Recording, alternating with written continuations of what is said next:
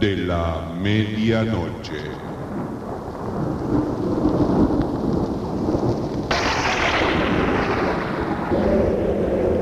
Usted, el silencio, las sombras y nada más.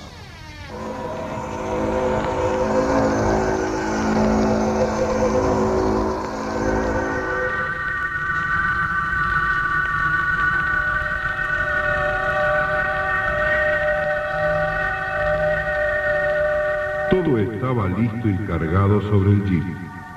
El espíritu aventurero de aquellos dos jóvenes los había llevado a organizar ese viaje aprovechando las vacaciones. La travesía no era de placer. Iban en busca de posibles tesoros. Conocían muchas leyendas sobre grandes fortunas enterradas en las impenetrables y exuberantes selvas misioneras. Al amanecer, se pusieron en marcha. La ondulada cinta asfáltica parecía una negra serpiente que resaltaba en los variados tonos de verdes de la agreste vegetación. La mañana era fresca y agradable.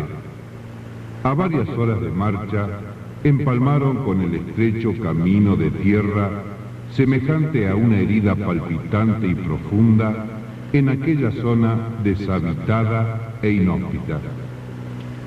Poco a poco, el camino se fue angostando. Los altos y frondosos árboles formaban un túnel con sus ramas que hacían casi impenetrable la luz del sol. Mientras Miguel Ángel conducía, Roberto hacía cálculos sobre un mapa para ubicar la zona donde, según versiones, existía la posibilidad de encontrar algo.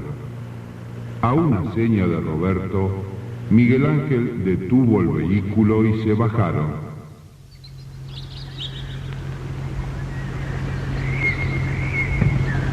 A golpe de machete, fueron abriendo una brecha lateral para ubicar el vehículo. Luego de descargar el equipo, camuflaron el jeep con ramas para que no sea divisado. Machete en mano, se fueron abriendo camino en la espesa selva que pupulaba a través del canto de los pájaros y que lentamente se fueron acallando por los golpes del machete.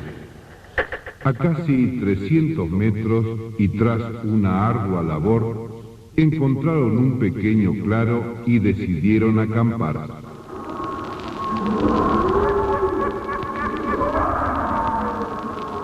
Con las primeras sombras de la noche, la selva comenzó a vibrar en cientos de sonidos diferentes de sus habitantes nocturnos.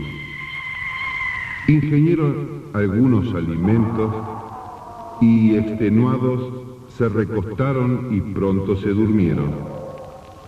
En aquel claro de la selva misionera, bañado por la luz de la luna, dos jóvenes en busca de tesoros encontrarían un incierto destino.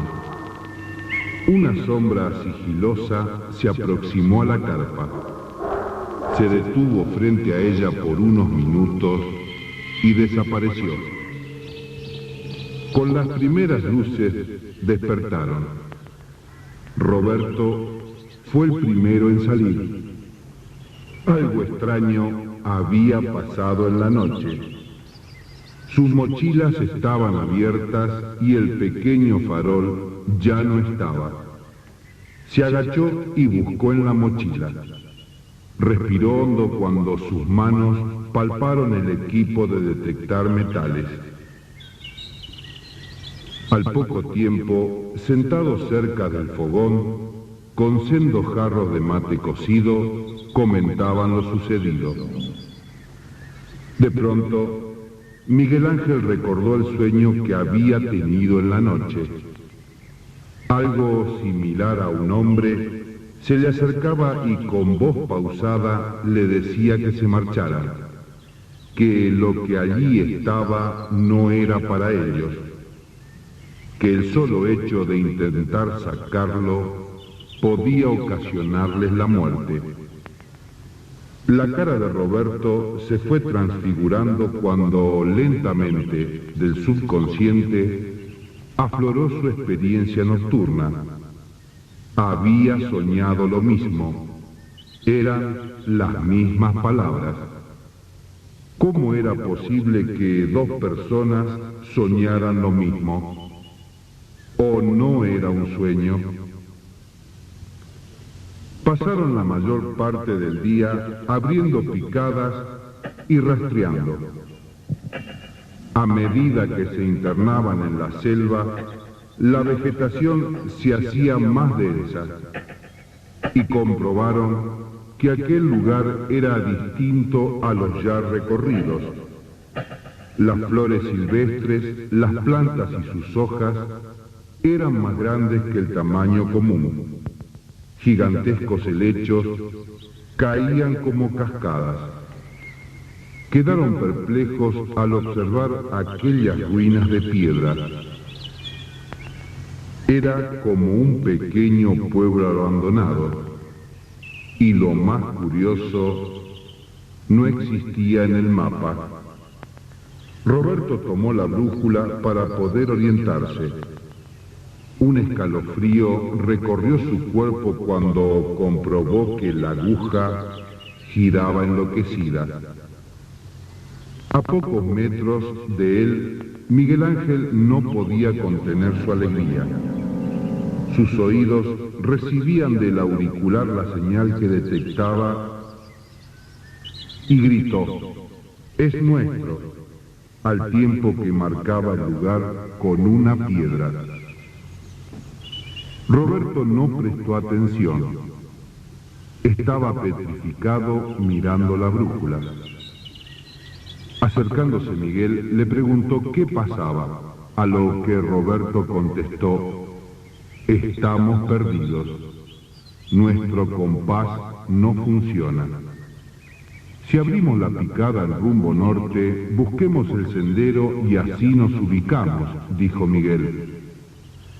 Lentamente fueron bordeando metro a metro aquel inmenso claro.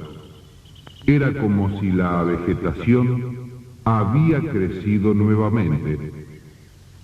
Misteriosamente, el sendero no existía.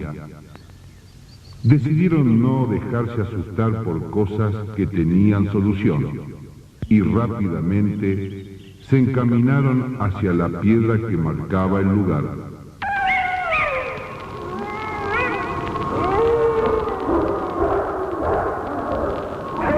Las sombras de la noche fueron cayendo.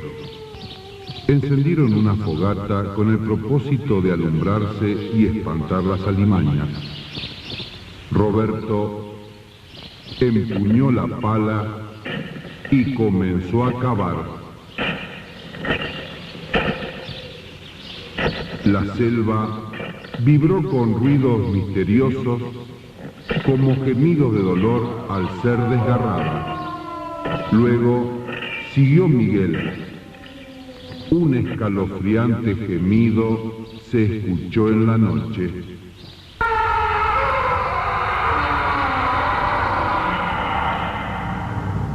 La pala había chocado con algo. Roberto alumbró con la linterna.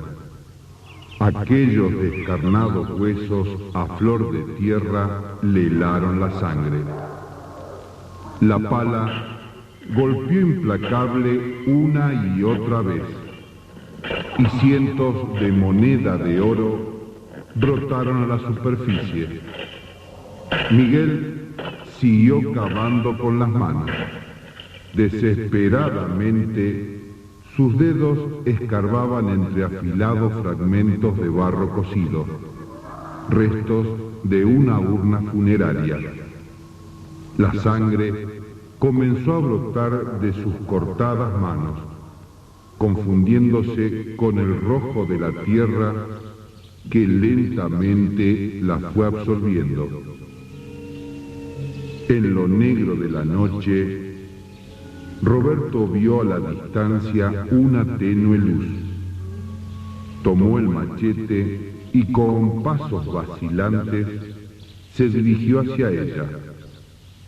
Era su farol. Pero, ¿cómo había llegado ahí? Los desgarrantes gritos de Miguel lo conmovieron.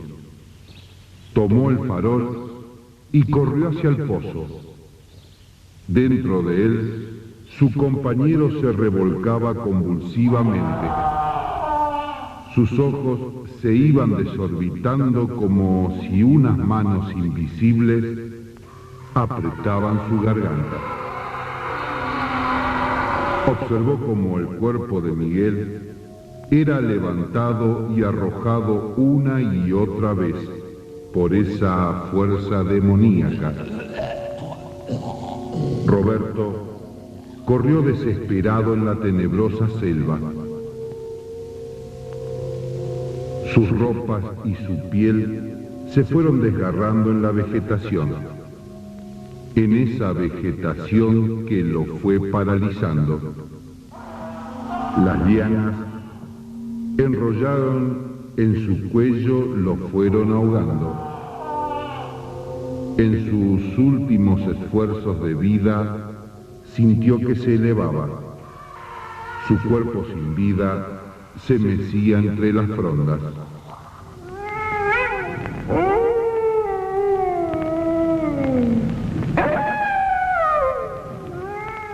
En las profundidades de aquel misterioso pozo, una inmensa fortuna seguía sin dueño.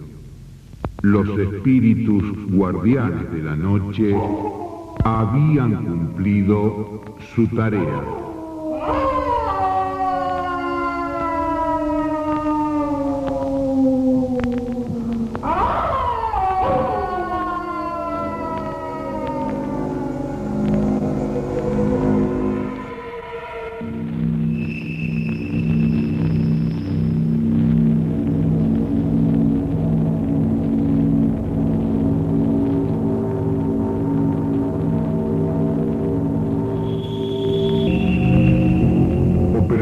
Consola de grabación, Daniel Mallorquín. Guión, efectos especiales y narración, Sergio Toscana. Quien los invita a un nuevo encuentro cuando el silencio, las sombras y las agujas de su reloj le indiquen que ha llegado